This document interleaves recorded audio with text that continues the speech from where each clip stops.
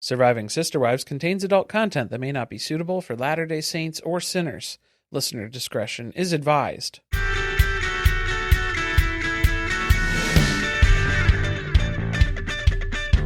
Hello and welcome to Surviving Sister Wives. I'm Corey. And I'm Carly. And this is Big Love, Season 1, Episode 10, The Baptism. The Baptism.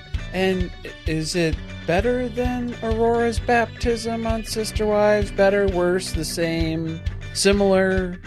I feel like I've completely erased that from my memory. You want to know why you don't remember it? Is because footage not found is probably what's coming up in your brain archive. Okay. It was just a collection of still photographs that we saw.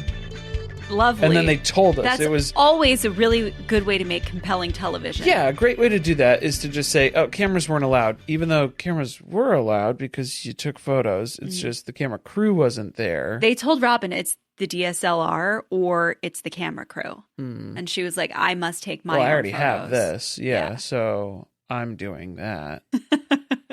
But that's what it ended up being. I don't know. Is it on par with that? I'd say this one is a little bit different because we had like an unexpected twist. But yeah, we'll save that for the end. That's at the end of the episode. This is Teenie's baptism.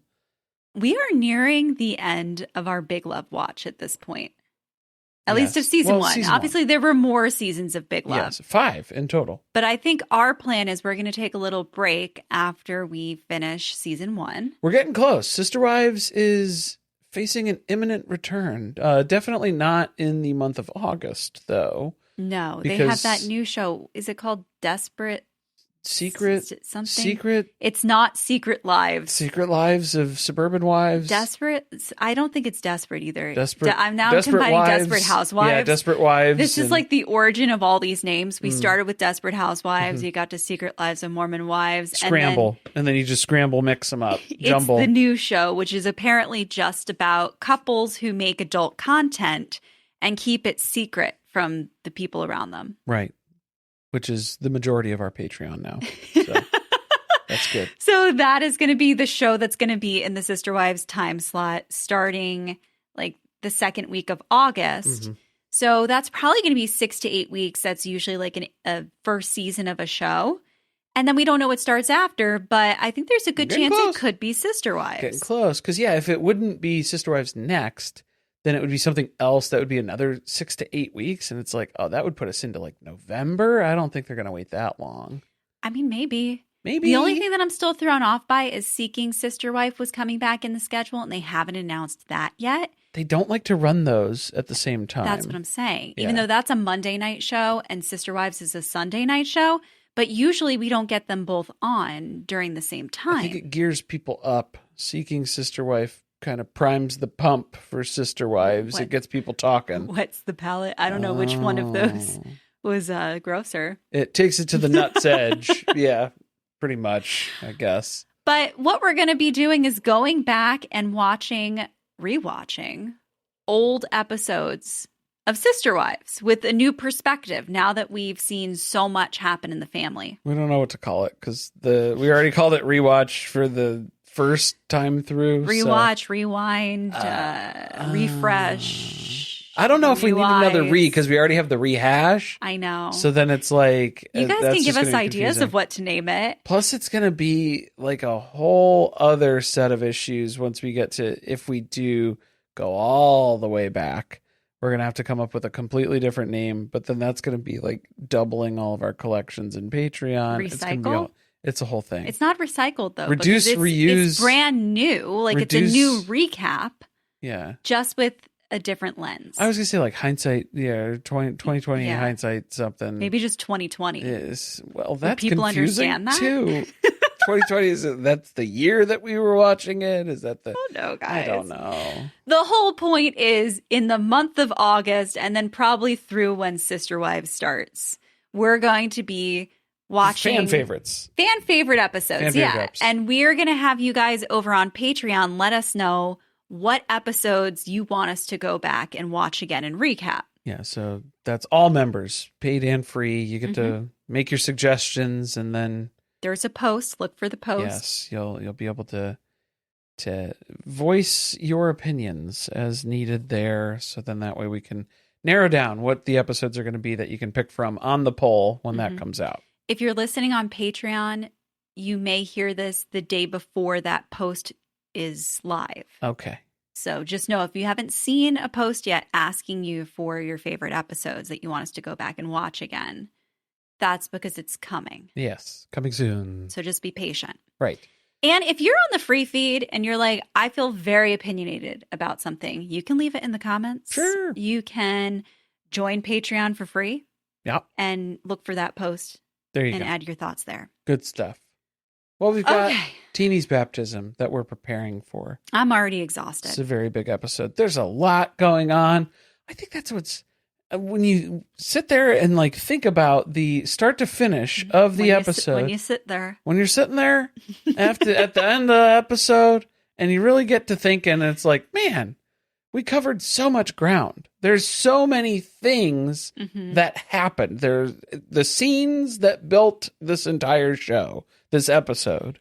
That's why this is fun to watch. Yeah. Because then by comparison, we go and watch like a episode of, well, not to shit on Sister Wives, but so, you know, not everyone's a banger. There are some episodes where not a lot happens. But that is I guess the silver lining of writing a scripted show is you can make things happen. They'll take one conversation on Sister Wives and they'll split that into 3 segments. And it's like, we don't need to do that. They made 3 seasons out of Mary getting catfished, so. We don't need all of that. Yeah. So. Take a note from the pacing. Yeah. Yeah. There's like a rhythm that's going on here, and that's what we're trying to get at. So we're calling the family meeting, Barb is, of all the wives to talk through and kind of divide and conquer all the tasks that need to be completed for the baptism. And they're trying to involve Margene. They're throwing her a bone here, even though Margene's in some sort of depressive state here. Ever since she heard about the vote, she's checked out. She's starting to think about what other options she has because this life is kind of sucky. Yeah. Yeah. It's, but then like. I'm telling you, it really just like broke through the facade of thinking that her sister wives liked her. Okay. It gets complicated though, because then you have like a chicken or the egg thing where it's like, well, my life sucks right now. And then also I'm just rotting in front of the TV and like not taking care of anything, and like if you're not maintaining she's not participating in life at this point. Yeah, and you're like not maintaining, but that's the difficulty about depression in general. So it's where it's like, well, yeah, it's hard. You get caught in that loop where then it's like, well, I don't have the motivation to do this stuff, but also there's all this stuff. Well, I think she's kind of questioning, like, is this even the life that I want? Okay. Yeah. I chose it because of Bill and because I thought that these women were inviting and loved me. And now it seems like they took me in against their will. It's sounding like Margene didn't really give this a ton of thought. No. By joining the family, it was kind of, I don't know, an impulsive decision, or like she thought about it from one angle where it was like her and Bill. And she was like, yeah, that makes sense. So, okay. And it's all of this other stuff, all of these other relationships, all of these other dynamics that are involved, didn't really give that a lot of thought. So now it's kind of stacking up. Maybe that's what's piling on here a little bit more. Yeah. I mean, I guess you can say that kind of seems like Janelle from Sister Wives. Hasn't thought about it too much. Like, I think she really wanted to marry Cody, but I don't think she put a whole lot of thought into what it would be like to be Mary's sister Mary's wife. there too. Yeah. Look out. It's not safe here. All right, so the task that they assigned to Margene is to wash all of Bill's whites because he is going to be baptizing Teenie, and he has to wear his church whites. Right. And then dress whites, show whites, yeah. She also has to buy Teenie a Bible. Well, that was, Barb's idea.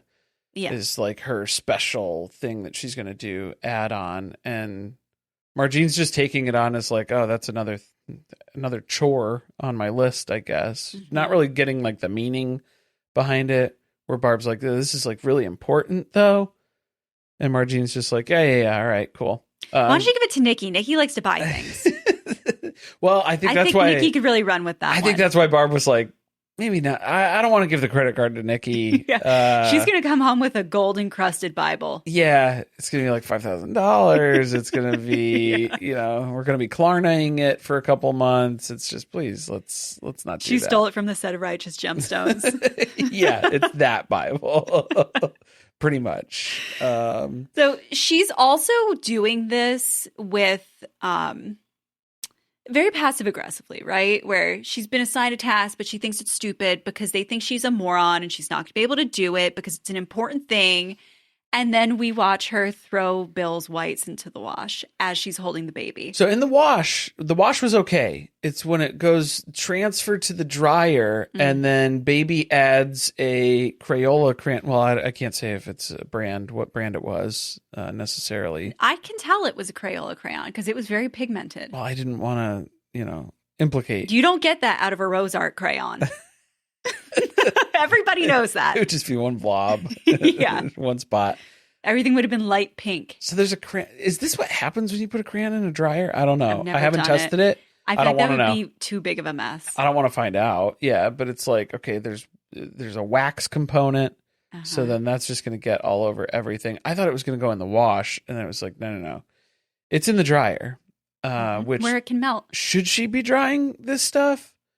Too is the other question. I wouldn't have. I would have had that hang dry. Yeah. It's a button-down shirt. It's too nice.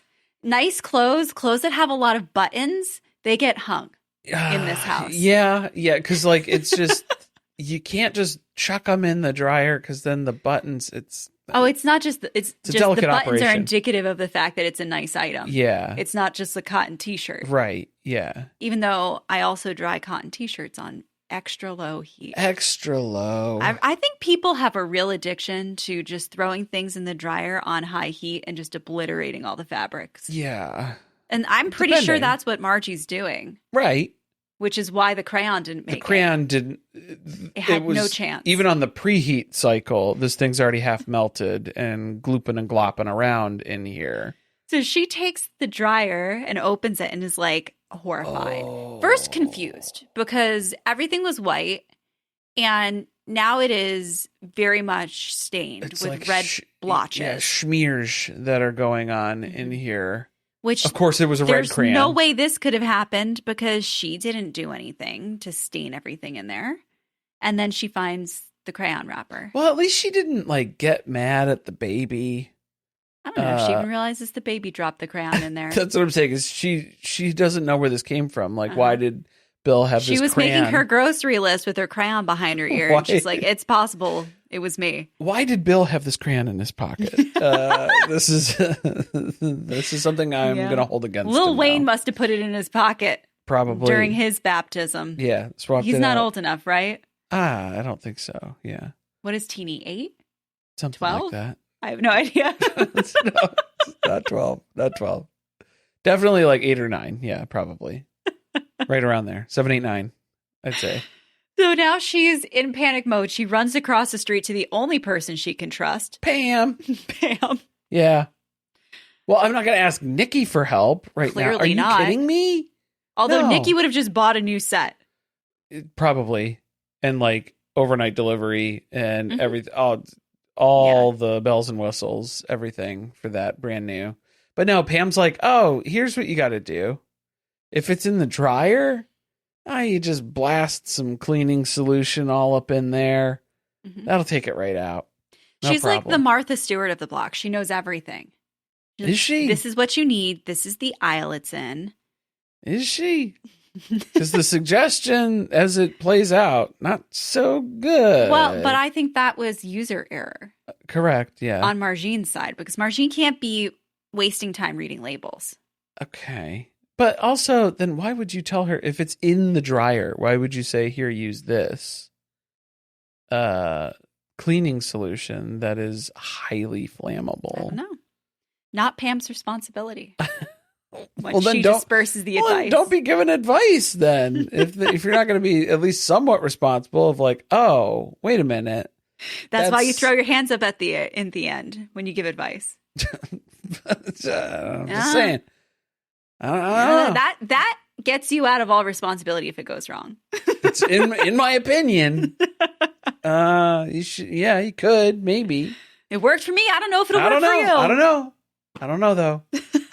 So as they're having this conversation, she's also like, what's up with the braid? Oh. We're not even using Nicki's Christian name anymore. No. Now Pam's just referring to her as the braid. Right. Yeah, because it's a problem. She's one of them polygamists. Mm-hmm. They're like cockroaches. They pop up and then, not like, that they're like subhuman or anything like that. But I mean, comparing them to. I'm not saying that they're like literal cockroaches. I say that they act like cockroaches because they hide in plain sight. They scurry away when the lights come on, things like that. And Margene's like, oh no. Oh. She has not planned how she would react to it if Pam was to pick up on the fact that there was something going on across the street. But Pam sent those missionaries to Nicki's house and she's like, checks out, confirmed, suspicions confirmed. Mm-hmm. She's definitely a polygamist. I would be really upset if I was Margene and I'm like, there's all these things that I have to hide, but Nicki can walk around with her fundamentalist hairstyle that is telling everybody that she's a polygamist and nobody's making her change that. Well, also, the birthday party, Easter. I mean, we've been putting on a show. If we're going to piece this all together it's here. Not just the hair. It's not just the hair. It's not just a look, a singular look that's happened here. It's also the denim prairie skirt. It's a collection of experiences that have now compiled into a pretty hefty case that's standing against her now. So Margene starts to play along because Pam wants to alert the neighborhood watch about the fact that there's a fundamentalist living across the street. What would neighborhood watch have to do? I'm not really sure what neighborhood watch does. I assume it's like crime prevention stuff where they're like keeping an eye on people's houses. What crime of polygamy would be? You think Nicki's gonna like climb into somebody's window and sleep with their husband, or like what crime are we worried about? She's technically committing a crime. Polygamy's not a crime at this time. Technically. That's true. Technically. The Cody Brown family has not sued the state of Utah yet. They haven't ruined the legal system in Utah yet. So, technically... It's more so frowned upon. It's frowned upon. It's generally not accepted. And then the related crimes that typically come out of tippy-toppy proto that come out of this... Tip of the tongue, teeth in the lips. This relationship. Yeah, but okay, like the crime that the neighborhood watch would watch for, I don't think polygamy is going to be at the top of the list. Mm-hmm. Unless it's just the basis of the neighborhood watch is just kind of to be nosy. Yeah. And so that does pop up to the top of the list. Yeah, I feel like I would thrive. Like between that or being part of an HOA, which is kind of the same thing in my opinion. It's similar. Yeah, there's a lot of... You've committed the crime of painting your house three shades darker than is allowed. Ugly paint choice is your crime, and you will never recover financially. I know people hate HOAs, and some of them, they have people on the boards who are out of control. Yeah. Who just want to assert their power over others. I don't ever want to live any place that has an HOA. Okay, but I also want to be the HOA because I do see people who do things that are questionable. Yeah. And I understand why you may want to live in a community where someone can say, hey, you can't park 53 cars. Well, yeah, we have some junkyard houses in our neighborhood. Yeah. It's like, well, it's not how I would do it, Well, maybe next time Frank shows up, that's going to be what happens. Right, yeah. You just add another truck to the pile there. It becomes Truckhenge that you can go visit. That's what they're going to get in trouble for. Yeah. Maybe. I'm excited for that. That's what they're keeping an eye out for. It's like as soon as abandoned, old, disabled vehicles start accumulating in artistic structures on the property, that's when when we get involved. That's a red flag. Don't you think that it's odd that they're living in a community where there is some type of neighborhood crime watch? I don't know if neighborhood watch is like a very unofficial thing. It's just kind of something that they have banded together to take upon themselves to do. Like HOA would be a very official thing. Like that's part of all of the these are like vigilantes. Basically, Crime Watch's vigilanteism is what we're getting at here. That's our opinion on the podcast, official stance. I've not seen anybody walk around this block aside from basically the Hendrickson family. Hendrickson. Yeah. It's, sometimes Margie will pull them in a wagon, the kiddos and stuff. Yeah. And it's if she's running over to Pam's house. It feels like there's something. no one to watch, but okay. I feel like, why does it feel like Pam's house is moving around? You think? Like sometimes she's across the street from Nicki. This is what I'm saying. Sometimes she's directly across the street.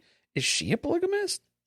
Is she bouncing around between houses? I think her house is technically in between Nicki's house and Barb's house.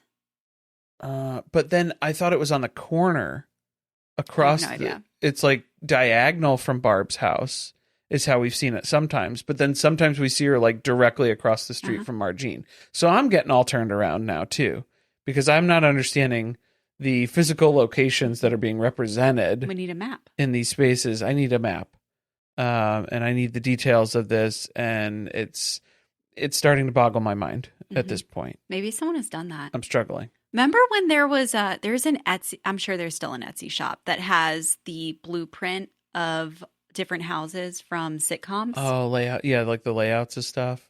Yeah, either that or, can you build it in The Sims? Which house would Pam be in, Like, I need a simulation to show me what this looks like here. Later on, Barb is starting to smell something weird. It's wafting out of Margene's house. And she's it sounds chemical-like. It smells flammable. I better go check what's going on. How much of this are you using? We're 2 houses away. Someone's catching a whiff of this, and it's like... I'm surprised that she didn't need to be revived by the paramedics. That's what I was going to say, was that it's a miracle that we didn't find Margene passed out on the kitchen floor for this. Or one of the kids. The amount of... the kids, too. Yeah. She's not doing it in a well-ventilated area, that's for sure. Well, I'm sure the door's open because this family just tends to leave doors wide open, even though they have the security system and all the alarms. And they disabled that. Forgot about that. I guess we've uninstalled those. It's not part of the story anymore. It's just, it's too annoying. We've just unplugged it all. But the amount that she's spraying into the dryer, where there is liquid standing in the dryer at the bottom of it. It's not working. That's too much. I mean, when something doesn't work, you just add more. Is that what it is? I think that's what she's doing. I would be worried about the amount of friction, just the heat alone from rubbing at this now too could cause it to burst into flames. It's in the dryer. Create a spark. Ooh. She hasn't unplugged the dryer. No. There's still gas going to it. And then she's got all this flammable liquid inside of it. It's rigged to blow. Yeah. Yeah. Barb is like, what are you? Back away from the dryer. For real.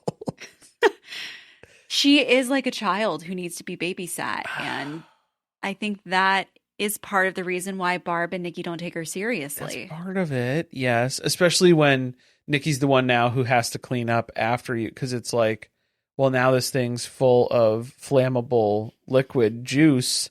And we got to drag this thing outside and let it air out now. I love how like all the big dirty jobs end up being Nicki's. Yeah, the plumbing, the appliances. So she's always she's literally wheeling the dryer out of the house. She's got the hand truck on a dolly. She's like, hold on, let me go. I gotta put some air. A dolly will not move this. I gotta put some air in the tires real quick before I grab this because this thing's a hefty load. She's just giving her the dirtiest look too as she wheels it out of the house.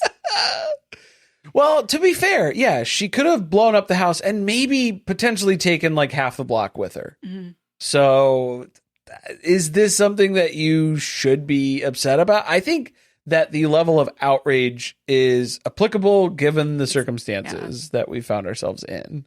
Yeah, it wasn't great. No. And also Nicki can't even go down to Home Plus to go buy another dryer with the family discount. Send Barb. Barb's the one who's going to have to do it. I think so. In the middle of planning for the baptism, now Barb's going to have to go buy you another dryer. Busy. There's a lot of stuff that is... It's just... At the end of this, can you say at least Margene got the whites clean, but no, they're still all messed up. And now she ran it through the wash again? Well, she had to get the remaining stains out. Right, because she was just spraying it with the flammable liquid and throwing that in the washing machine. Mm-hmm. And now the shirt has ripped.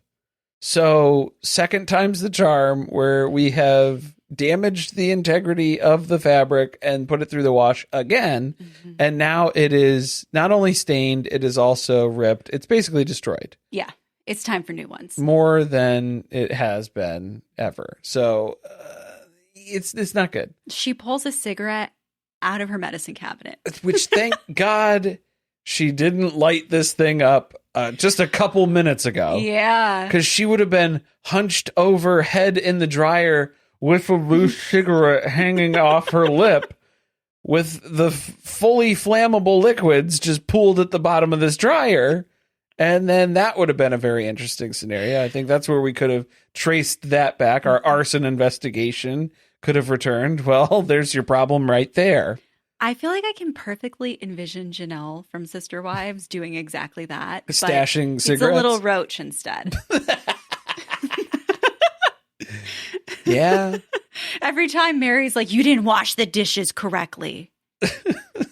You didn't fold the dish towels the way I like them. Yeah, you left the dishes in the sink overnight. Oh, so polygamists are like cockroaches, or they just stash roaches? Is it what you're suggesting instead? Mm-hmm. So okay, that's better, I think. Mm-hmm. I was just thinking about the food processor being stuffed with food again. I'm like, is that how Margene broke hers? Oh, the garbage disposal, you mean? Yeah. I'm sorry, not the food processor. Yeah, it was like the food processor. Please. That is a correct place to put food if you want to crush it into smaller pieces. Right. Yeah, but maybe don't use it to... I don't know. Margene probably is using it like a food processor. She's like, yeah, I turn it on and then I reach in and pull the stuff out. And then that's what I use to cook with. Gross. Okay. So now she's going to have a midlife crisis. What is she? 20, 21? 20, I thought, 22? She's very young. 22, That's 23? what we've been able to figure out so far. Only 22. Yeah. Oh, I'm only 22. She ends up asking Sarah about being a polygamist because do you consider yourself one since your parents are polygamists? Like, and Sarah's like, how's it going for you? Yeah, no. Well, I don't know. It depends on how you think about it, I suppose. She's like, why are you asking so many questions, actually? Like, this is odd because you've been a part of the family for a little while now, and it feels like you're running. Are you going to leave? Sounds like you're trying to leave. Yeah, are you leaving? Are you going somewhere?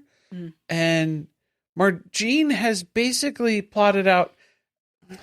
When she was smoking her bathroom cigarette that she stashed, and she was telling one of her kids, probably Lester, the game plan where she was like, we're just going to run away. We're going to go far, far away. That's it. That was the basis of Margene's plan. She had nothing else. Well-baked, clearly. She was just at the realization where she's like, I'm a terrible wife. I don't even know Bill's shirt size, and I can't do anything right. But she's having Sarah try to help her order a new shirt. So then that way we can just buy a new shirt and that'll fix all the problems here. Even though... I mean, that is the point that we're at. It's just time to replace it and you didn't do what you did. Yeah, like you're not going to be able to undo this any other way. I feel like if you can't manage these tasks on your own, right? Like you mess them up. That's annoying. But if you at least figure your way through an emergency by yourself, then you can be left to your own devices. She can't do that. You know, she has to now still rely on other people to fix the problem. Well, I think it keeps getting worse. The more Margene tries, the worse things get. The more involved she is, the more to shit it goes, I suppose. She's supposed to be in a sorority somewhere. But even throwing ramen packets on the floor and drinking until 4 a.m. Oh, okay. I don't think we're ready for this phase of life yet. That's the problem. No, but like, I don't think she could take care of herself either. No. Is the other part of this. That's what I'm saying. We skipped the phase of life where we learn how to do that. Yeah. And went straight to taking care of other people too. Yeah. When we don't even really know how to take care of ourselves. Right. So that's why she's so overwhelmed. Uh-huh. And so then that's where Sarah made the mistake too of being like, oh, I'm surprised you hadn't left. Or I'm surprised you lasted as long as you did because Nicki thought you were going to leave in the first 6 months. So we had a bet going. Yeah. After the vote is when we put money on the bet. And I think they know that this is how they get Margene to stay because that was her exact response with Betty was where she was like, no, stay and prove everybody wrong. And then Betty was like, just... I don't have it in me. I don't... There's a lot of other cults I can join. Negative energy, man. And just... Find someplace else. Why go against it? Why combat that? So, no, we're not going to do that. But this kind of like reignites Margene's spark of like staying here, I guess. Well, I think she's still in a precarious spot. And then she comes across Teenie, who's trying to hide a letter that came in the mail. And this is the thing that I think reignites that spark to try to make the family work. Right. Because then Margene confides in Teenie, where Teenie's trying to keep a secret, where it was like a school project that she had nominated her mom for Mother of the Year or something like that. Like but Mother of the Year for the state of Utah. Yes. But also nominated Nicki and Margene. So then it's like, uh-oh, that's not good. Is that what she said? I thought that she was saying... I thought that's what she said. No, so I think what she was explaining was like Barb advanced. Oh, okay. And she's in the running for Mother of the Year.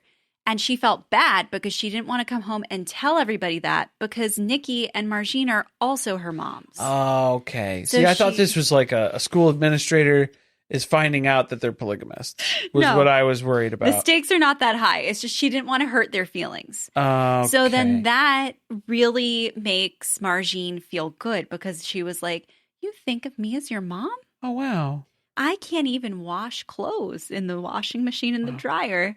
Let me confess something to you, Teenie.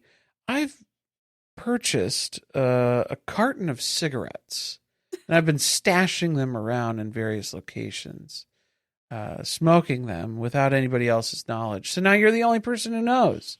Okay? That's good. That's good. You know my secret? I know your secret. Don't you feel better? I feel so much better that's off my chest. I feel better talking about it. Just talking about the cigarettes now. So she feels like she's now formed this special bond with Teenie, and she sits in the garage and smokes a cigarette as they finish out this conversation. In front of Teenie, and then that's where Nicki sees the smoke coming out of the garage door, and she bursts in to find Teenie and Margene. Only Margene is smoking the cigarette, but she hides it behind her back. And Nicki, to be fair, we don't know what would have happened if they could have continued to sit there for a little longer. I don't know. But then it was Nicki's first response is she was like, you're grounded or like you're on probation, something, whatever. However I can punish my sister wife, that's what's happening to you. You're in big trouble now is what it is. That's what it is. Because now the garage is full of smoke.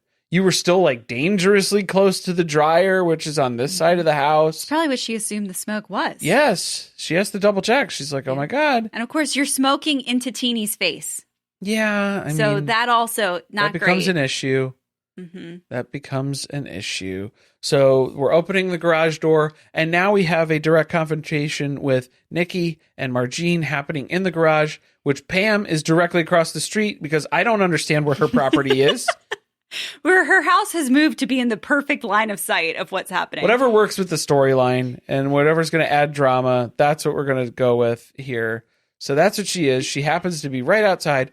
And that Margene has to play this up where it's, oh, thanks for swinging by, Nicki. Thanks, Braid. Nice talking to you. She's like, that's your... Put her there, she's partner. She's trying to give her a look, too. Like, look. So Nicki picks up on the hint and she's like, oh, okay. Yeah, great. This is the point where Margene then decides, I can't be friends with Pam anymore. Like, I can't do that. She knows too much. This is dangerous now. And so she's trying to explain it, though, of like, I can't be 100% myself when I'm with you. and I need to be alone to figure out who I am, types of things. It's a not lot you. of very vague things that are probably making Pam now question more about this relationship between Margene and Nicki. Obviously. Yeah, because it's not you, it's me sort of excuse that she's giving here. But then also she takes a moment to defend Nicki. She's not a cockroach, just so you know. She's actually pretty cool. She's a cool cat once you get to know her and stuff or something. She's also riddled with debt. She has problems just like real people. Yeah, just like real people. She comes from a polygamous compound, but that doesn't mean that she doesn't have, her own flaws. People can change. I guess. Just like I can change.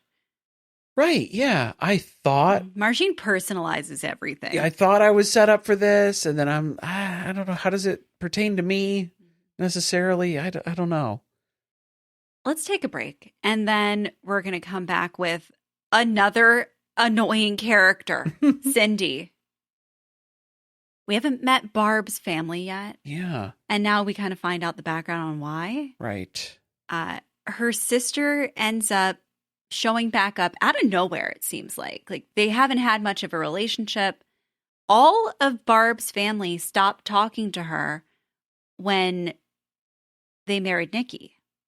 Yeah, I thought it was around the time, it was sounding like it was around the time that she had cancer. Right. And then, they thought that she was going to pass away, and then she got better. And so then it was like, well, where did that disconnect happen then? Where were they not expecting her to be better? Is that what what are they upset with? I don't know. They're upset about the polygamy thing. Yeah, but I think they're confused that it feels like that came out of nowhere because, okay, they weren't. As a result, this is what I've been able to interpret since they haven't outright said it. Yeah, is that Bill and Barb did not consider polygamy until the point that she got sick. Correct. Because then it was when Nicki was there to help with that process. Mm-hmm. Then they were like, oh, okay, now we're going to do Barb the has principle. made so many comments about Bill's family and the compound. I think it's pretty clear that she doesn't have a great opinion of where he came from. Okay. So it really does come across like marrying Nicki into the family was an act of self-preservation, like worrying about who would take care of the kids if something would happen to her. Okay. Yeah.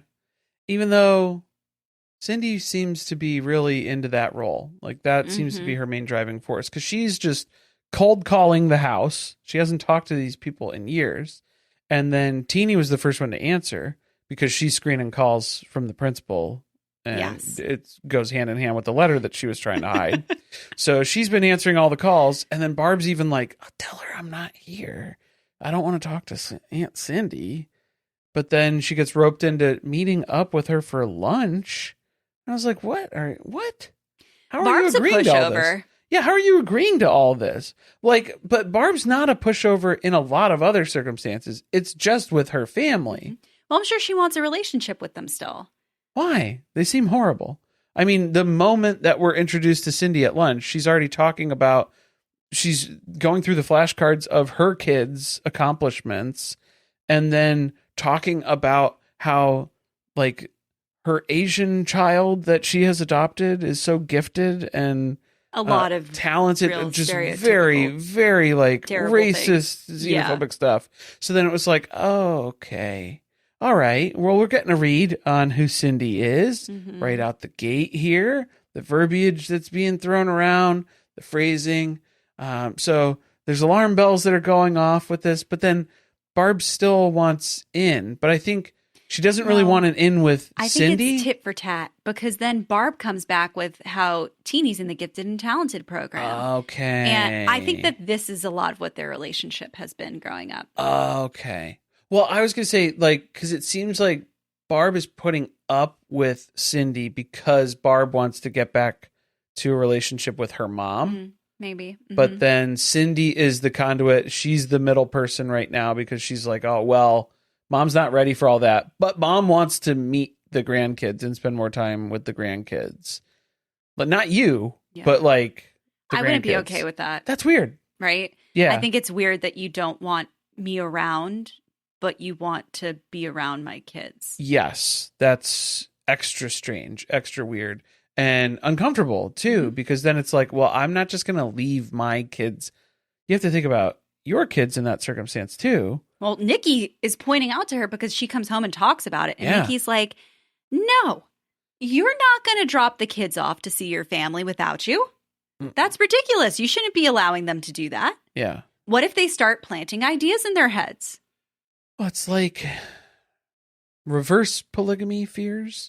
Well, this is exactly what Christine was worried about with her mom, was that Annie would put thoughts in the kids' heads. Right. Or try to talk her into leaving. Yeah, she might say things that align with all of the things that I'm feeling internally that are just screaming what's wrong in this situation. I'm trying to suppress. I can't keep bottling it up if she's going to keep bringing it up. So that makes it extra difficult. This is very hard. Don't know how I'm going to navigate that part of it. I loved when Cindy showed up early to pick up the kids later, and Nicki was there because Barb hadn't gotten home yet. And she starts giving the grand tour of the houses. Uno reverse here on the power move, because it's like, why don't you come in, take a look around, see pretty sweet setup that we've got. Why don't you see the beautiful homes that we've been able to build and how great things are going here. It's a shame that we don't see you more, Cindy. Right, yeah. We just had happened to have a little lobster get together, $2,000 worth of lobster over the weekend. That's just what we do around here. Pretty nice, pretty cool. Just casual get together, You shouldn't have FOMO about it or anything. Yeah, no, it's a bummer that you didn't call last week, because then maybe you could have got an invite. If you'd been nicer, maybe you could have been invited over for lobster weekend. I don't know. That's just Lobster Fest. Something that we always do around here. It's stuff that comes up. We're always doing really neat, cool, fun things like that. She's so petty, and I love it. I'm surprised she didn't bring up the lobsters. So they end up letting the kids go to Barb's mom's house. Bad call. Because it was Barb. Barb got tucked into it by Cindy, because even Nicki was like, don't do that. And then Barb still went. She's not and listening she to did all it. the It was advice like, that she's getting. Why? Why are we doing this? We didn't get any of Bill's perspective on this, did we? No, because he's the polygamous man. So that pertains to the kids. That's women's work. Yeah, that belongs over there. Right. It is the role of the mothers in the family to make sure that they're establishing relationships. Facilitating. Yes, they need to facilitate all those relationships, as we've learned from Cody Brown. Obviously. So she goes to pick the kids up, and then she learns that Cindy is suggesting to Ben that he should come spend the summer in Texas, which I guess is where is Cindy from there? I don't know.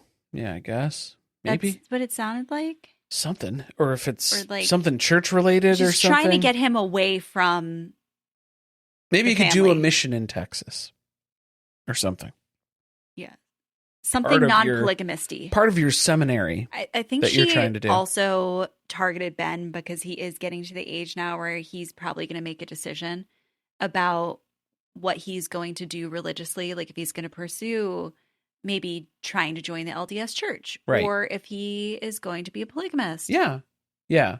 She sees there's a crossroads now, right, that she can insert her influence over. So that got weird because that was picking up the kids from their mom's house, which Barb didn't listen to Cindy. Cindy said that she was going to pick up the kids and drop them off, but then Barb went over to pick them up.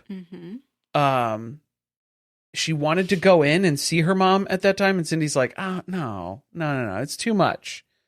Plus, I'm like, do you have her weekends at Bernie's up in here? Yeah, Bernie's did. Oh. You know what I'm saying? Like she's got her mom propped up and she's just collecting her Social Security checks or something? Yeah, it's a Can I see proof of life?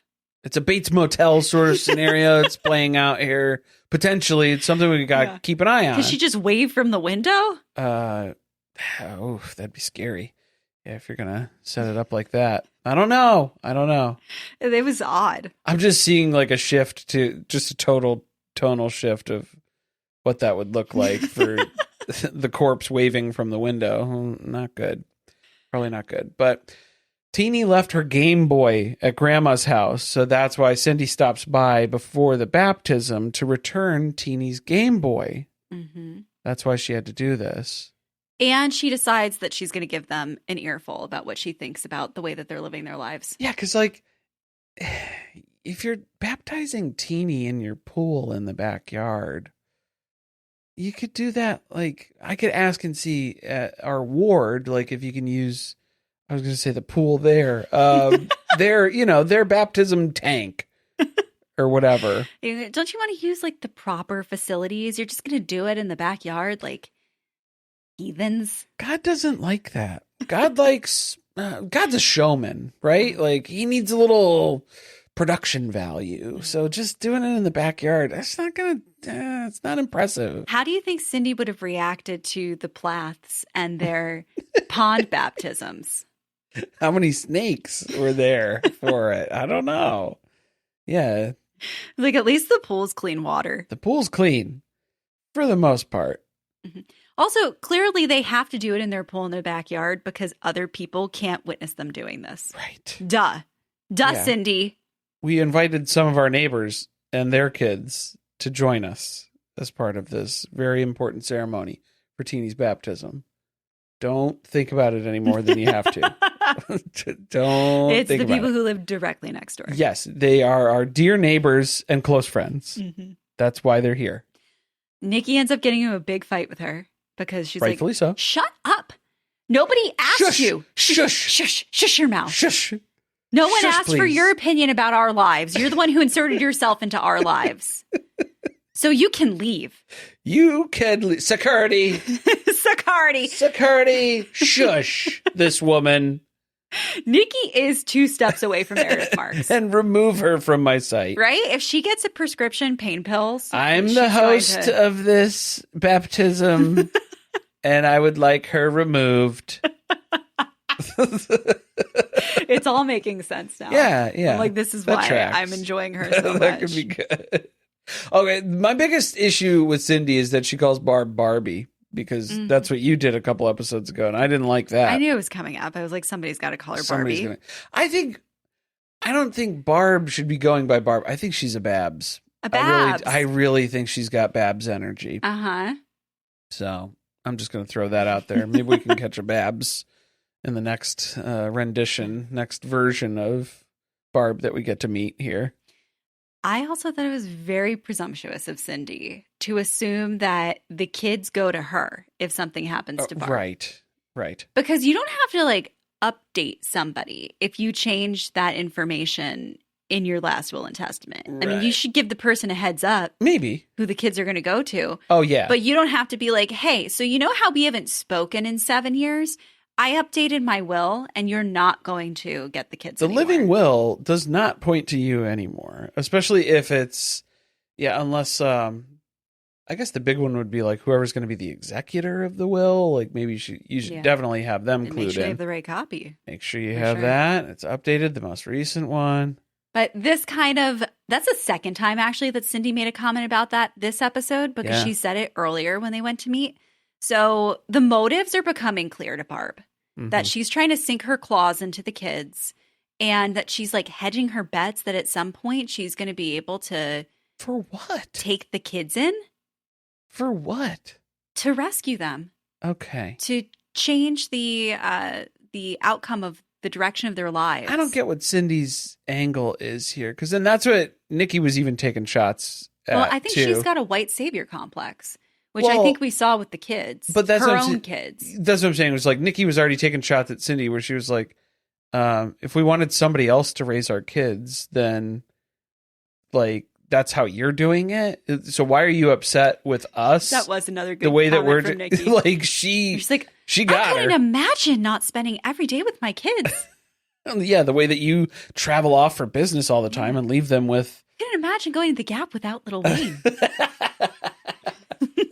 He's able to reach all the different low down. You know when they pile up all the denim skirts and they're not arranged by size properly. They're so far back on the shelf. Send him down on the lower shelf. I can grab him by out what I need. I can grab him by his ankles and then send him head first into the shelf, and then right under the sale rack. Hold on tight, and then retrieve it back like a claw machine, just covered in dust bunnies. But it's a good experience all around, though, and I can't imagine a trip to the Gap without having that as an option to me. Yes. Oh, that's motherhood. God. This is another thing that Pam sees because she watches Cindy getting yelled at the front door, and then she drives out of the driveway like she's Ethan Plath peeling out of out of a wedding ceremony, wedding rehearsal.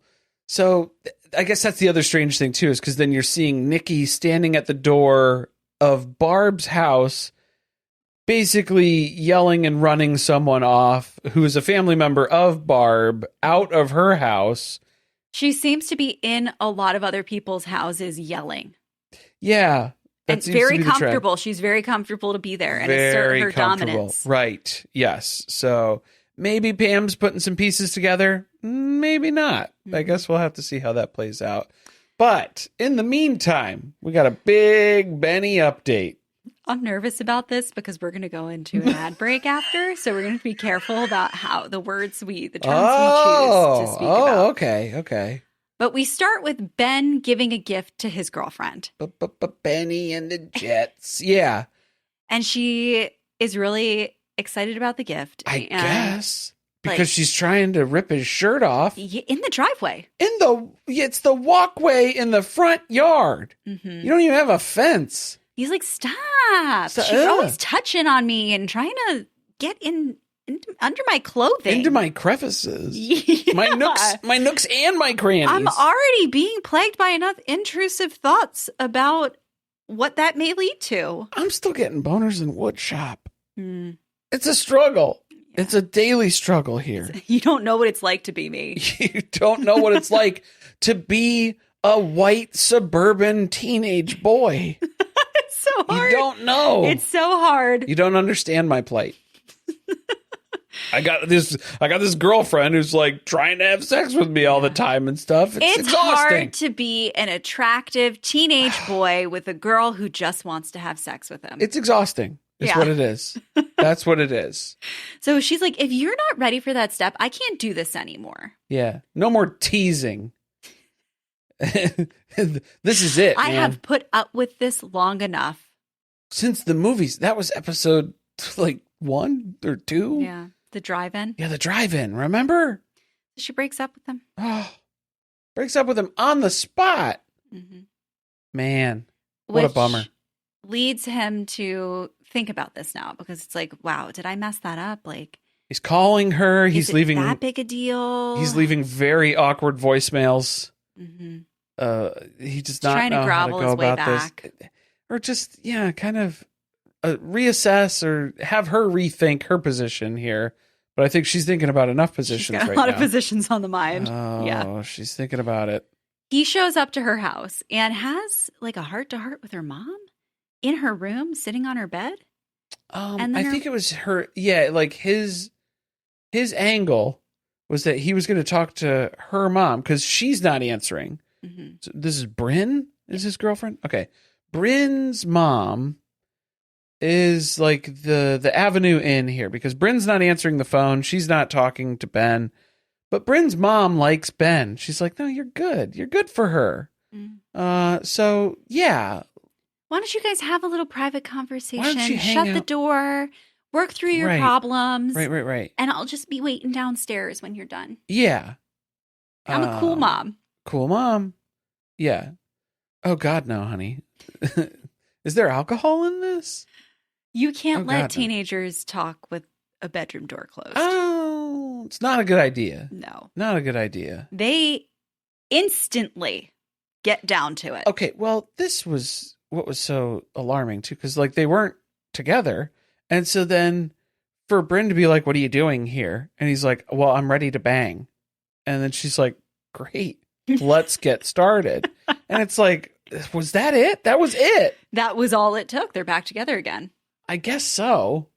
I guess so. I don't know now. That was clearly the only reason she broke up with him. That was the only reason that she gave. Mm-hmm. And so he's trying to remedy that. So they take turns taking articles of clothing off, which she has him start. And then they lay down on the floor, and I can only describe it in certain terms on the public feed. 2 pumps. If that. I think we got it was in, on, and around Long Island where. I don't think she's clear on exactly what happened. Right. And so now she has really been looking forward to this. Oh, I think she built this up in her mind where she was like, this is what we need to do next in our relationship. And then they broke up because they weren't having sex. And then now that they have, I think she's going to break up with him because it was so bad. I don't see her wanting to do this again. She didn't seem like she was looking forward to having it happen another time. No. There was no encouragement of that's okay. No communication. Yeah. No, while it was happening, nothing after it was happening. It was basically an instantaneous response. Mm-hmm. And that was pretty much what it was. He did not want to necessarily do this, but he did want to do this, but he didn't want to do this. It's very conflicted. It's a complicated matter here, especially when the moment that you walk home from your girlfriend's house after losing your virginity, and then your Aunt Cindy is storming out of the house. She's being run out of the house by Nicki. The braid. And Cindy is grabbing you by the shoulders and is always choose the right, Benny boy. You got to do that. Do the right thing. And he's just like, oh no. You're about 15 minutes too late. I'm Cindy. Damaged goods now. This is no good. He's having a real Robin Brown, I threw away my purity moment. My purity is gone. I'm going to hell. It's pretty much the worst.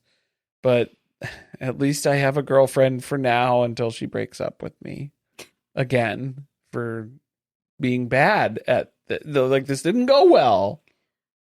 Let's take a break. Okay. Yeah. And then we're going to come back with Bill ending his ceasefire with Roman. Very back and forth. Flip flop. 1 minute things are peaceful. The next minute they're back at it again. Yeah. Yeah. The drama ensues. Mm-hmm. Margene is peacefully eating out of a bucket of chicken and buckets. When Lois stops by. Right. And that's kind of where we begin this piece of the story. This was the visual representation of Margene has hit a low spot in her depressive state. Is it though? Because you do have chicken. Well, I'm just saying, and that sounds delicious. Also, she's just I would love to watching TV and then has two naked children running around screaming at the top of their lungs. That was probably the negligent aspect of it. I think that was showing that she's kind of shut down at this point in some regards. Not really paying attention to much of what's going on around her. Right. But Lois is her new BFF now. She went to Mexico. And she's back from her, I guess it's a honeymoon. Can you call it a honeymoon? Because she's been upgraded to legal wife status now. I didn't know you automatically get a honeymoon. And it's always to Mexico. Well, I don't know. We didn't get to see it on Sister Wives, but we do know that when Robin became the legal wife, when they did the paperwork shuffle, Hawaii. She did also get a Hawaii trip out of it. Right. Yeah. They did not film that. No. Did not want to do that, but. So she's over here and Bill's like, great, I'm glad that you're home because I need some intel on the UEB council. You need to tell me about all of the people who are on it and if is anyone a weak link? He's scheming. He's plotting because he's trying to find somebody who's got dirt on Roman who is willing to work with Bill to bring this guy down. Mm-hmm. I think that's the ultimate goal here. He needs a rat, an informant. He's trying. Yeah, he's trying to make his way through the list here of determining who he can talk to. It was very interesting that Lois pointed out, when you married Nicki, I told you not to get in bed with her family. Well, I warned you. Well, technically, yeah, you're getting in bed with Nicki, then again, I think that's kind of his connection. When he gets frustrated with Roman, he goes and kind of takes it out on Nicki a little bit here. Yeah, seems to be the trend. That's disturbing to think about. A little bit. So the next step of this is that Bill asks Joey to go look up ancestry records because he can't go to the library where they keep all this information because it's run by Roman's wives. Right. Also, the very important part of this storyline is that the reason why Bill is back on the compound and he's hanging out with Uncle Joey is because Wanda is finally having the baby. Mm-hmm. So... I don't know. I'm never going to recognize her again when she's not pregnant. I was going to say, yeah. Well, and when they popped that kid out, and I was like, oh, wow. It's like the gestation period of a giraffe where it's like... She gave birth to a 6-month-old baby. I was going to say, yeah, 18 months. 18 months old. This baby's huge. It was large. Yeah. But it's just from the production standpoint, that's why there's certain rules of babies that you're allowed to film. Obviously, it's not going to be a newborn. How old they have to be. Yeah, and how long you can. That's funny because on reality TV, you could be in there for the birth until they're 16. Sure. Yeah. There's no rules on that. Yeah. You're signed up as a participant in a documentary that your parents agreed to, but not you guys. So, yeah, there are rules for this. So you do not see an infant on camera that's, a newborn necessarily. So Lois gives them a lead on somebody, and this is Brother Holloway, who they end up tracking down to go visit. And they're really weird about it because they don't outright state their intentions right away about why they've come to visit him. They're kind of pretending they're interested in this program that he runs. They just start shoving money at him, and I was like, that shouldn't be how this works. Mm-hmm. Bill's not good at doing mob-like things. Yeah. He's too honest businessman where he's just used to handing somebody a bunch of money and then having them do something for him. And that is part of what he's trying to do. Yeah. But the way he goes about it is not he's lacking a certain level of finesse. Mm-hmm. And the guy is like, why are you even you have this much money on you? You just carry this at all around? Times. Okay. Why are you so compelled to support my program? Not even in a fanny pack either. Not even in a money belt. Not where I would expect. Just in an envelope. Come up in a Brinks truck. A manila envelope that you're just you're throwing at me in my humble abode. Also, zero spatial awareness and recognition of what's going on around them because Bill is just dialed in on this sales pitch that he's doing and does not realize that one of this gentleman's wives has picked up the phone and then left it just off the cradle because of course it's cradle. It's an analog phone. Yeah, he's got it and it's positioned to hear their conversation. Yes. Joey is watching this, does not alert Bill. Joey goes, Bill, and then Bill's like, yeah, I'm being careful. No, Bill, there's a phone. We have been compromised. Bill lays out his entire quid pro quo as the room is bugged. Yeah, right. Made sure he's like, are you getting this? Are you getting good levels over there? Are you hearing on the line? Good. Okay. Here's what I need you to do. I need you to go to the council meetings. Take notes. Tell me everything that's going on. And then we're going to use that information to take down Roman. And Joey's like, Bill, I don't think we should do that. So Brother Holloway does not take this well. No. Or at least he pretends that he's not interested. Well, because one of his wives came and whispered to him and was probably like, hey, phone line's open. So don't say anything. Well, and of course, you're going to have to act like you don't want to do this. Right. That is part of if you're going to cooperate with somebody, you have to pretend that you aren't, initially you're not willing to do it. Yeah. Especially if the person that you're about to blackmail is listening. An outward display of your rejection of their proposal and then meet with them later and then agree to your own terms. Right. By time they get back to the compound, Albie's already waiting at the house. Right. Which is scary because Wanda's there with the baby. Mm-hmm. And Albie is just wandering around outside. Albie's not, the person that you want lingering around. Women and children, I think, was Nicki's biggest concern, was when Albie would be around women and children. Yeah. So now I'm concerned too.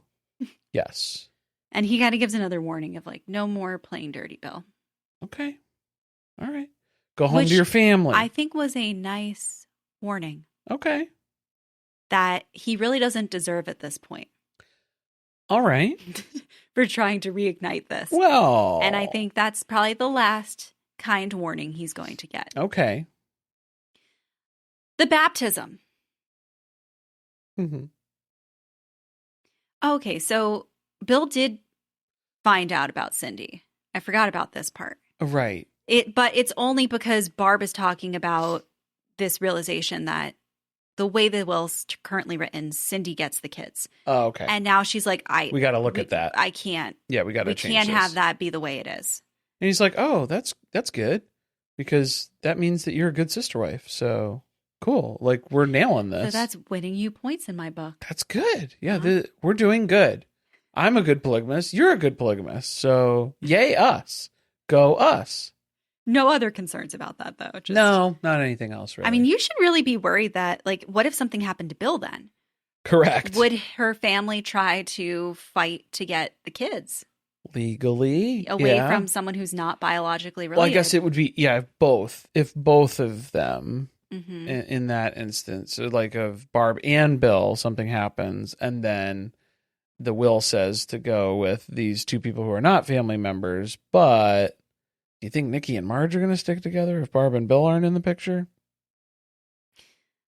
That's a great question. I don't think that it would be a great friendship, but I think they need each other. Okay. I don't see it happening. Okay. Yeah, I really don't. I think Nicki would be immediately back on the compound. Yeah. And then she'd be like, Margie, you can't come to the compound. You don't even know our religion. You don't know any of the rules. You wouldn't fit in there. So I don't think that she would thrive there. No, I don't think Margie. I don't think Margie would either. This is bad. Wait until you show up at the compound.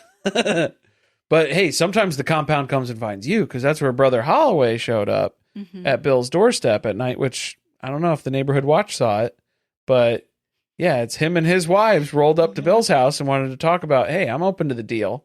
So if you still got that, manila envelope of cash. I am I've interested. Changed my mind. Well, not even changed my mind. He didn't even ask for more money. No. Like, bro, you're doing this wrong too. You need to raise your price. Raise your rate. Even though you know that you're already going to agree to do it. Right.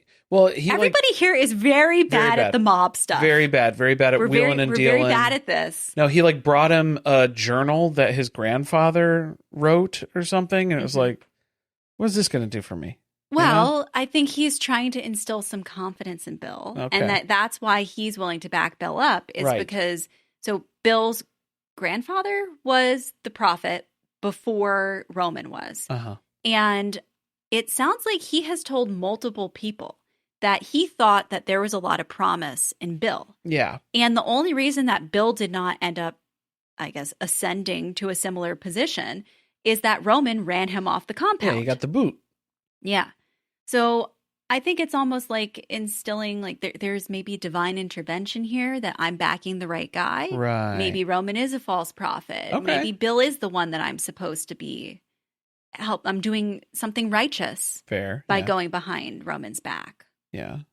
Well, especially when Bill's in his baptism whites when you're talking to him too. It's like, well, yeah. It adds to the picture, right? That's going to confirm some stuff for you internally there that this is the right decision, subconsciously maybe. Because, yeah, Bill has to get to the backyard because he's baptizing Teenie in the pool. There's a lot of neighbors waiting. Right. Yeah.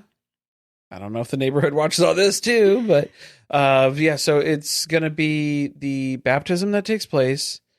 And he held Teenie down a little bit longer than I would have felt comfortable with personally. I don't know if that was just the editing or what was going on there, but I was like, she doesn't have a snorkel or anything. So like, yeah, hurry, like get her back up, her up. You know, it's just a quick dunk. Mm-hmm. But Margene is so moved by this entire experience that she jumps into the pool immediately after. Teenie's still in there. Teenie's still there. Teenie has just surfaced. And Teenie gets like kind of elbowed out of the way where it's like, I know this was like a big deal for you or whatever, but like Me next. I need this right now more than anybody else. So like get out of the way, watch out. So that part I wasn't crazy about because I'm like, this is Teenie's baptism. So to just jump in like that was very impulsive, kind of wild to me. But yeah, maybe that's the sign here is where it's like, yeah, if that's how she treated polygamy, because it seems like she didn't really think about it too much. So she's coming to the realization, but this is making Bill feel better too, because he's like, look, I got Barb who wants to update her will to have the kids go to her sister wives if anything should happen to her. I got Margie who's jumping into pools and shoving children out of the way to be baptized as a good polygamist in this. Because she wants to be with them for eternity. Yes. So like, this is good. We are awesome at this. We are just knocking it out of the park this week. This is so good. I'm kind of confused. Like, I thought it was a requirement that if you wanted to be a sister wife, that you would follow the same religious beliefs and practices, like that she would already have been baptized and they would be going to eternity together. Yeah, because like I think the whole thing is that Margie like clearly does not come from their religious background. Right. I don't think she has any religious experience. I didn't know you could just like pick anybody though. Yeah. It's making me question again about like, how did Margene end up here? Right. That's the question. We still need to find out what's going on. Also, love that she doesn't actually seem to understand like any of the religious implications. She's just like, I want to be with you guys forever and I'm ready to do this and I'm going to jump in the pool too and I'm excited about it. Kind of similar to what she did with the marriage to Bill. Yeah. Because she says out loud to them that she just realized that she married her sister wives too, not just Bill. I was only really thinking about this as like a me and Bill thing. So then I hadn't really taken you guys into account. Which they act like is a heartwarming thing that she is opening her heart to the fact that she's now married. Like she married all of them. That should be a red flag. Family. That should be a red flag that this thought had not crossed this woman's mind at all. Until this point, right now. It was like they were just cohabitating, is the way that she was taking it. I don't know. I don't know what she was seeing this as. Yeah. So clearly she has given it zero thought. She's not burdened by thought. But that is becoming a larger concern now. Yeah. And then we're left with, poor Benny boy up in his room praying to get his virginity back somehow. Perhaps. Please restore my purity. Tale as old as time, huh? Yeah, we've seen it. We've seen it before, throwing the purity to the side there. But yeah, he was tricked into it. Maybe that's what he'll say. That's probably what it was. Yeah, is that he did that to stay together, and then she's gonna break up with him anyway. I think she's still gonna break up with him. That's my theory. Next time on, Bill is forced to examine what is best for the family when he is offered the chance of a lifetime. Ooh, do you think the family will be a barrier to achieving his goals? I was going to say, he's going on The Price is Right? What? The chance of a lifetime? The wives think about custody scenarios in their separate wills. What do you think Margie's will is going to look like? She's going to have one line of text where it's just like, kids go to Bill. Because I think she doesn't. She has. She doesn't. Who's no going to give capability? Nicki's going to be upset when nobody wants to give their kids to her. Oh, that'll be interesting. Yeah, everybody wants. Yeah, really. It's like, who do you pick now? Because you're going to have to pick one of them. Prioritize, right? Who's going to be legally on there? Yeah. And then it's like, well, if Barb picks Nicki, then Nicki has to pick Margene, and Margene's like, I don't want to do. Or Nicki would be like, I don't want to do that. I don't want my kids going to Margene. Yeah, I'm sure that will be real easy for them to navigate. Paperwork shuffle. If you're interested in more content from us, we also have another podcast called Surviving Reality, and we just started recapping the Seattle season of Married at First Sight. The fact that my client has been ridden more than Seattle Slew is irrelevant. It's already a very good season. Yes. It airs on Peacock. It's no longer on Lifetime. Thank so God. if you're wondering where to watch, that's where it's at. That's why we're watching it, because if it was on Lifetime, we wouldn't even be talking about it right now because we wouldn't have watched it. So they've made many improvements. The format has changed. The experts have changed. The editing has changed. The structure, it's a lot better. Mm-hmm. Flows a little bit smoother now. Yeah, we've had some people check it out where they were like, I didn't believe you that it was improved. And they're like, it is. It's way better. It is a much better show than it used to be. Way better. And we love reading people for filth. And that is what we enjoy about Married at First Sight. We've already found a narcissist. We've found a drug addict. We've found a lot of red-pilled men. Cruella de Vil. An incel. Cruella de Vil. And an incel, yes. So there's a lot to talk about. So subscribe on Surviving Reality if you want to get all of those episodes as they're released. Or you can join our Patreon, patreon.com/survivingpod, where you can get all of that ad-free and early and bonus episodes. Woo! Thanks for listening. See you next time.